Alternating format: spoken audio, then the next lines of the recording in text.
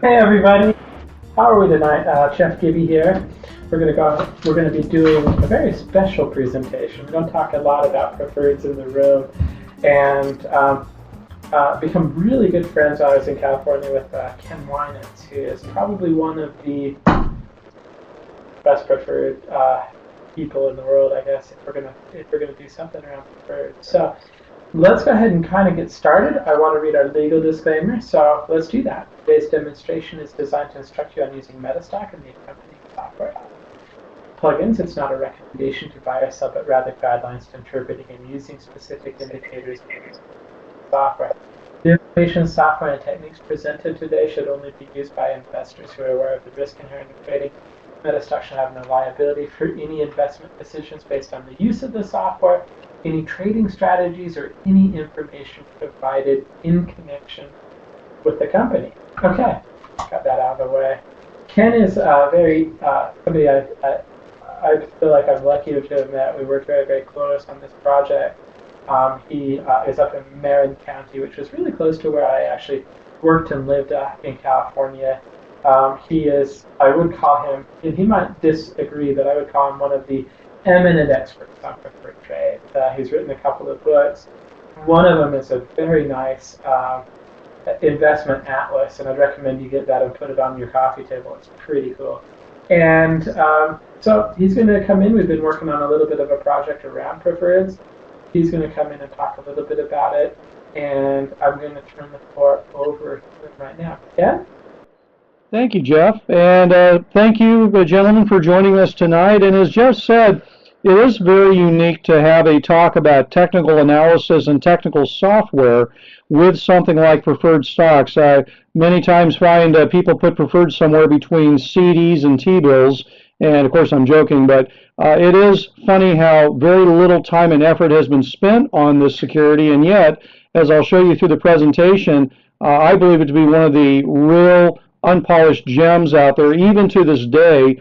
And I can say in the case of my profession and my company, has really given us an edge over a lot of other investors when you try to build out portfolios, especially through markets that we've seen over the last 14 years. So I'm hoping that you'll at least get a good history lesson tonight, and that you'll enjoy and certainly have different information than you've heard before. So first off, as Jeff commented, I like to go back and look at things over a very, very long term. I believe that history finds a way of repeating itself. It's actually quite funny with all the talks about the Federal Reserve today. You can find magazines written in the 1920s that literally make the same comments that we're hearing now. So understand that that's my perspective, that I happen to think that our great-grandparents and grandparents were fairly smart people, and we could learn a great deal from them. But with that being said, and realizing that preferred stocks was an investment that many of those people would have considered a normal part of their portfolio, let's look and see what they've done. And as this chart shows, that since 1900, preferreds have basically outperformed corporate bonds and have kept and maintained a very nice high yield, not only in nominal terms, but also in inflation-adjusted terms. When you look at it in a more recent time frame, this would make probably would win everybody here some free meals on a bet. If you think in the terms of common stocks, since 1992 having one of the best runs in U.S. and, shall I say, global history, and yet, bottom line, when it's all counted up, preferred stocks have vastly outperformed common stocks. And by the way, this is the S&P 500 for those of you who might be interested in that, and obviously outperformed corporate bonds. So that is a bit of a shock when people really look at it. Now, obviously, an awful lot of that return came from the very high dividend yields that preferred stocks traditionally pay. Another interesting statistic is just the number of times on an annual basis that there are positive years versus negative years. I know it might be a bit simplistic when we think of all the statistics that we have at our disposal, but I think it's interesting to note that not only with this really great return that preferreds had, the simple fact is they have less negative years than common stocks. So bang for the buck, when you're thinking about it from a universal standpoint, I think anybody who worries about risk management and certainly volatility in their portfolios would be shocked to see this. But this 20% number, I think as we go through the presentation, you'll see that there's some ways that you can even cut that down in your portfolios, as we do often with our common equity holdings. Not long ago, a reporter from USA Today called me, and they had ground through their own numbers and were shocked to find that income investments, mainly bonds, had outperformed stocks over the last 50 years. And I had brought up the old fable about the tortoise and the hare. And I think it is so very true that, when you bring up preferreds, I mean, the simple fact, there's 8 of you in this call. If I was going to be talking about something new and exciting with common stock, there'd be a lot more people. But this perception that it's a boring investment, I think we've proven that that's basically not the case. But it is this tortoise and the hare thing that will give you an edge over other investors who won't even bother looking at this area because they just have these preconceived notions. That I may add that I think a lot of it came from time in reading college textbooks about preferreds being rather stodgy and fitting in some kind of an accounting format only. Okay. In looking at preferreds, I believe you can do what you already do with common stocks and commodities, which is to look at the overall market. Now, one of the reasons that I even ended up in this area was because before we invented our preferred stock index, which we call the Winans Preferred Stock Index with the symbol WPSI, there really was not an index to gauge these preferreds. Now, remember, this was before TARP. This is before the government started investing in these to bail out banks. This is back in 2004, 2005. And I remember when I wrote my first book on preferreds, people kind of looked at me like, why bother? But yet it had not been really covered since the 1930s. So when Jeff Gibby and I were talking about this package, I thought that what at a minimum it would do is give somebody a very good gauge on this area of the market, even for just asset allocation purposes. It would be a way to track the market. And as we brought up here, just like you do with the Dow Industrial Average and the S&P 500 or the Russell 2000, it's a way for you to gauge what is this area of equity doing at a given point in time. I don't think this is a surprise to anybody. You're trying to identify the current trend, and you're trying to identify changes in the trend for entry or exit points. And I think the same is true with preferreds. We talked before about how there's a 20% negative time that in some cases can outweigh even the very high dividend yields that you may get in any one year. So it's important for that. But also, and a little bit of a twist here because we don't think about it in common shares, but it allows you to actually do yield shopping. That means to compare the rates of return between this and other types of income type securities like corporate, treasury, and municipal bonds. We'll talk more about that in a bit. Now, many of you, and by the way, this information can be found in my latest book as well as in the first book called Preferred Stocks, The Art of Profitable Income Investing. But if you wanted to know the statistics on the Preferred Stock Index, it does go back to 1980 to present. We actually do have extensions that go back to 1890 with other studies that were done, but in our actual calculations over a lengthy period of time. We chose to be an even-weighted index with 71 traditional, and the key thing here, traditional preferreds. And for those of you who might not understand, think of it as a fixed dividend rate preferred. We're trying to stay away from convertibles, floating rate preferreds, and all that. It doesn't mean that you shouldn't look at them on a case-by-case basis, but one of the problems that I have with some other preferred stock studies that have been done is they mix them all together and try to come up with a composite, and quite frankly, I don't think is real useful. The breakdown of the WPSI, as you can see, although financial services are a big part of this, I find that it still maintains a balance. When you think of it in terms of that we're trying to avoid the non-TARP preferreds. The preferreds that are in our index are the ones that have been issued by the companies in a normal situation. Again, that cannot be said about some other studies that are out there. So you have to decide for yourselves, is it important to include the TARP preferreds that the banks still have on the books, or do you just want to look at the market the way that we chose to? And largely these are the higher investment grade rated preferreds. Keep in mind that there's an awful lot of preferreds out there that are not rated at all. And at this point, we price both price, yield, and I may also say volume on a daily basis, and we'll talk more about that in a moment on how our software picks that up.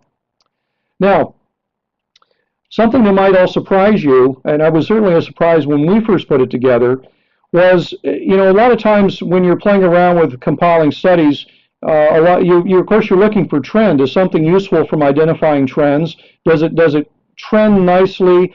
Do traditional technical indicators work well on these kind of things so you don't have to go back and reinvent the world? And certainly we were pleasantly surprised to find out that although individual preferred stocks might trade in channels, that the WPSI itself had a very nice trend to it, as I'll show you in a moment. And here it is right here, looking at the WPSI from 1980 to 2012.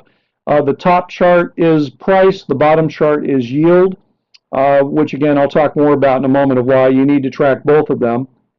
But just focusing on the WPSI versus, many of you probably have heard of the S&P Preferred Stock Index.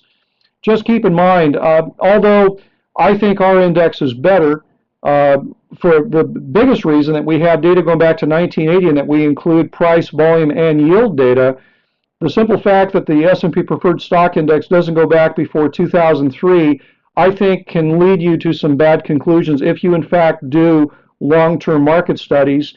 And even if you decide to use it, just keep in mind that the yield data is only available by subscription. You'll get price data, but that's about it. So I think that what I officially tell people is that it's a bit like looking at the S&P 500, the Dow Industrial Average, the Russell 2000, the NASDAQ Composite. I think it's useful in confirmation of indices or of indicators themselves, but I think that, again, for long-term studies, certainly that's why we developed what we did when we did it.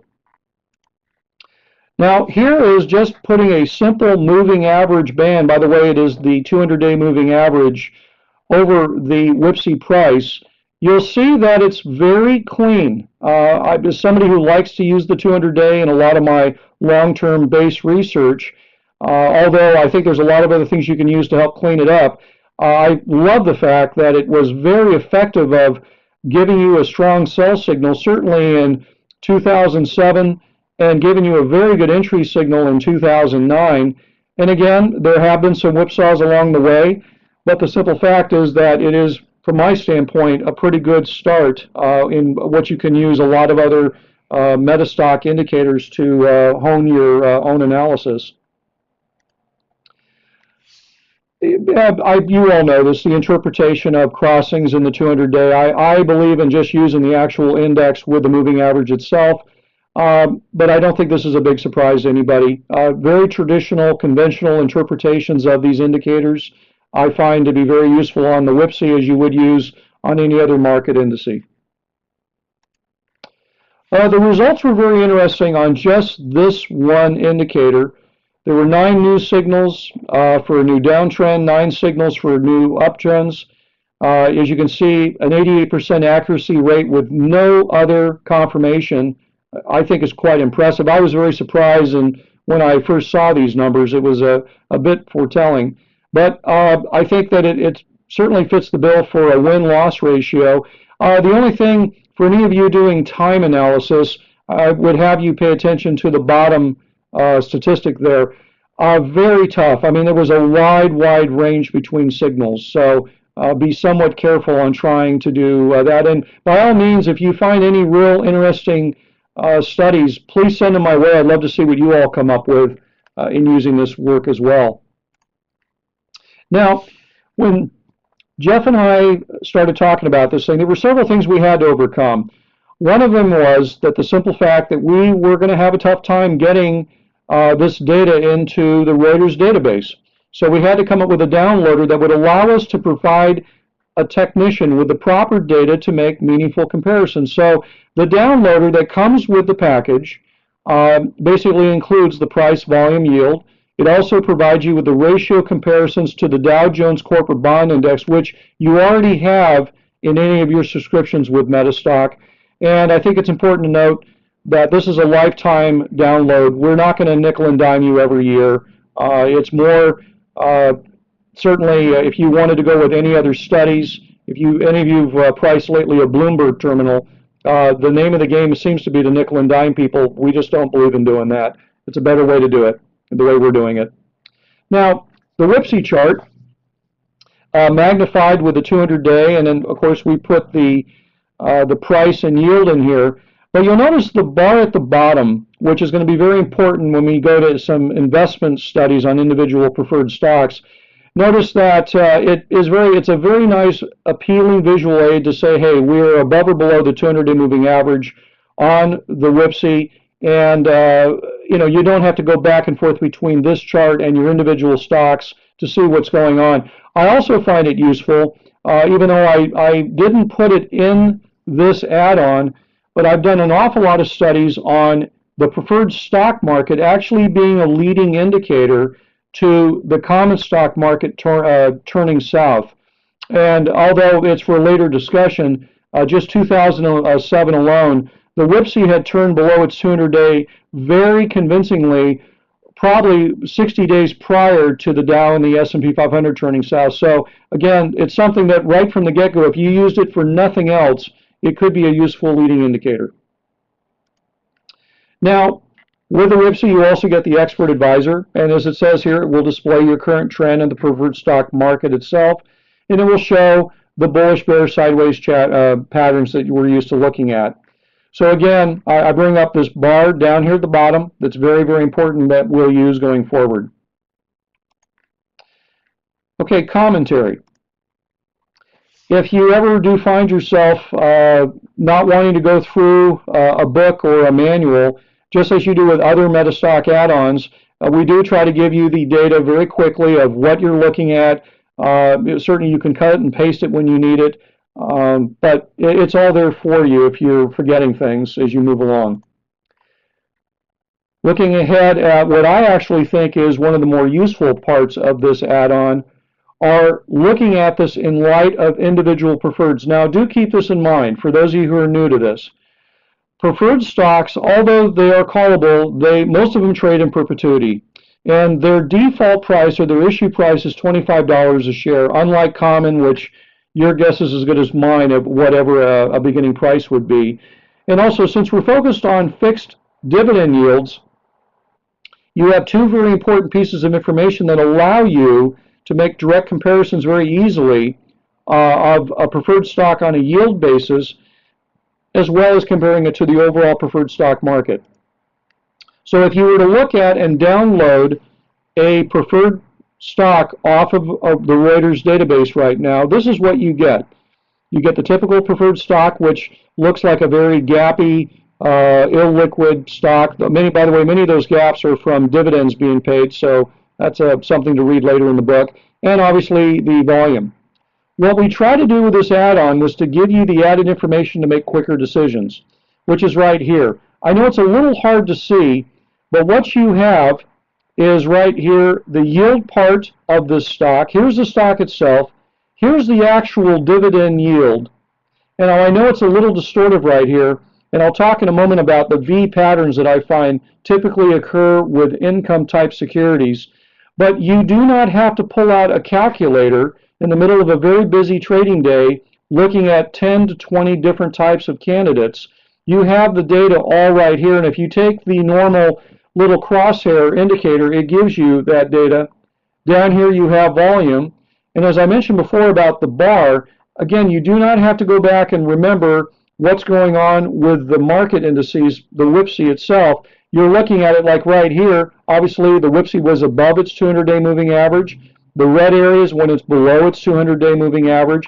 But it gives you an idea, hey, like in this case right here, the preferred was getting hit. The yield was climbing very quickly. It was still overall a very good environment to buy yield securities. In a moment, we'll talk about RSI being a useful tool. But do keep in mind, that's why I think that this tool can be very useful. This is a matter of days, in some cases, with inter-day trading to make a decision on these securities. Because like a lot of the small cap stocks, you've got to move very quickly. The prices don't last forever. The market makers will dry up the bid and the ask very quickly, or you'll have a situation where you're just too late getting your limit orders in and you've missed the mark. Now, the exploration component. Because, and again, it goes back to Reuters having a very nice database of preferred stocks. So you do not have to go out and buy anything else besides this package.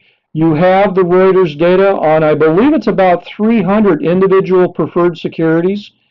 You have the Explorer that we've already preset with the WIPSI, with the individual RSI below 30 per stock, and also certainly on what's going on with the market.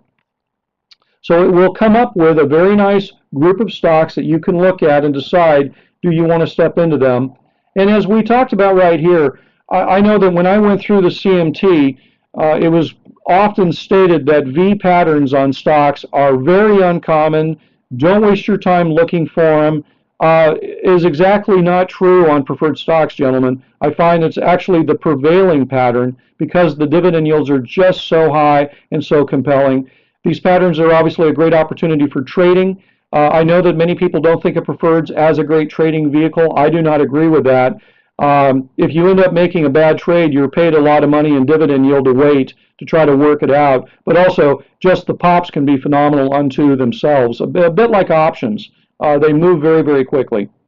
I would say that although I found RSI to be very good and oversold, I would just caution you that I didn't find a lot of compelling evidence that it worked well on being above 70. I think in this case, you're looking for those oversold situations in a high dividend paying situation, which by the way is exactly what we've had lately. The last month or so, we saw a lot of people moving out of the preferred stocks, being told that income, certainly we've seen it in the bond market, but there's been a lot of movement the same way with the preferreds. And the simple fact is that in the last couple of days, those opportunities dried up very quickly as those stocks all popped back very quickly. Here is a current preferred, the JP Morgan Chase 7% in perpetuity preferred stock. And the only difference here is I did take out the WIPSI bar at the bottom, but I wanted to show you that RSI does work very cleanly and very well on a preferred. Now, with that being said, one thing I would caution you all on. Because I'm more of an intermediate trader, I have found that the weekly charts in many cases are better. You are going to have to become very familiar with the ex-dividend dates on these preferreds. I mentioned earlier, they can gap. You want to make sure that you don't take a gap because of a dividend payment as a signal on RSI. And I think many of you here who have tried this before probably have learned the hard way. But I have found that if you are going to jump on something, I would at least use weekly data to confirm your move and make sure you're looking at it right. But there's no substitute for knowing those dates and being aware of them very cleanly. But again, RSI is a very functional way for you to use the Explorer to identify undervalued situations in the preferred stock arena. Two, if you've already found the stocks that you're going to track, like the JP Morgan Chase is a security that's part of the WIPSI, so we track it ourselves every day. But again, however you decide to go after these securities, whether it's looking for new candidates, tracking existing candidates, coming up with your buy signals, whatever it is, the idea of this add-on was to be a one-stop shop so you did not have to add other pieces of research to this. So, in finishing up on this, you have obviously the downloader that allows you to get the data, the expert advisor, the indicators, the explorations into finding new candidates, the chart templates themselves, the Winans and the WIPSI charts, the Winans charts being the individual securities that add the yield to the charts, and then of course the lifetime access to the WIPSI. And I think that you have a very nice clean package that will be useful. I would add one other thing that might be of interest to you, any of you out there that do corporate bonds. If you do in fact import data into MetaStock, I find that you can use corporate bond data synonymous with the data here on preferred stocks. We in fact use it for that. That might be a later package, Jeff, hint, hint, but for now we'll focus on preferreds. But gentlemen, that's about it for now. Here's the price. It's certainly a 30-day money-back guarantee. And also, for the first 100 people that buy it, they will get a free copy of my book, Preferred Stocks, The Art of Profitable Income Investing. I think you'll find reading the book to be useful. I know that we're all inundated with read my book, but it was written for people who are traders and money managers. It was less about the theory. And with that being said, certainly on any explanations about preferred stocks themselves, please call my office directly. Justin, who I know there's a lot of accolades given to myself, but Justin and Mark Edwards are my investment team, and Justin spends a lot more time with the tactical issues of preferreds than I do on a day-to-day basis. And then with that being said, I'm ready to take questions that you may have. I couldn't have done that good of a job, gentlemen. Please, you must have some questions for me.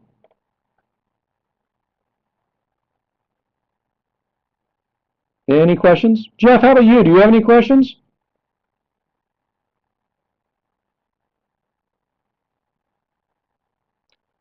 Well, I guess if there are no questions, I would just encourage you all to give it a try. I would just finish on this one note, and I wrote it in my book. You know, we're all trying to find an edge to make money. We're all trying to find something that most people are not. And keep in mind that we all run into the big institutions every now and then with our picks. The nice thing about preferreds is that they truly can be shallow waters that the big institutions just cannot go into.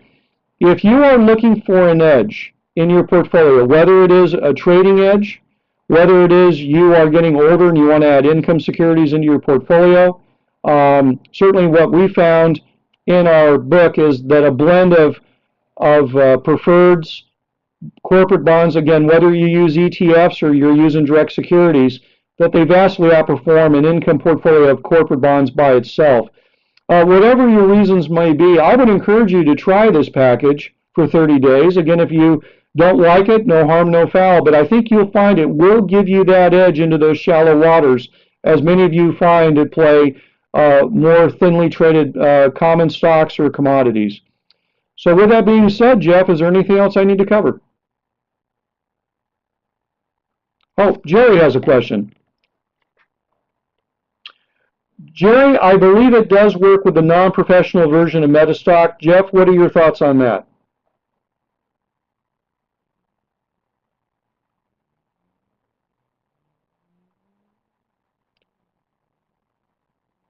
Oh, Jerry, the answer is yes, it will. So just contact us if you have any problems with it, but it should work fine.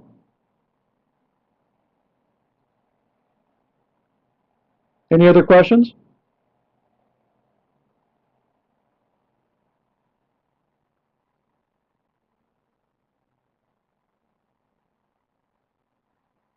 Anybody else?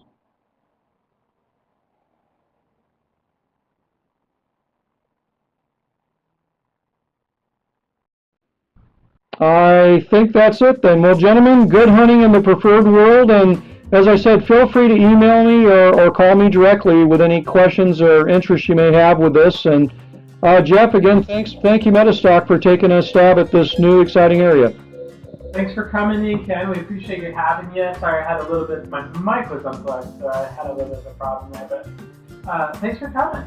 Appreciate having you, Ken, and we'll talk to you next time. All right, thanks.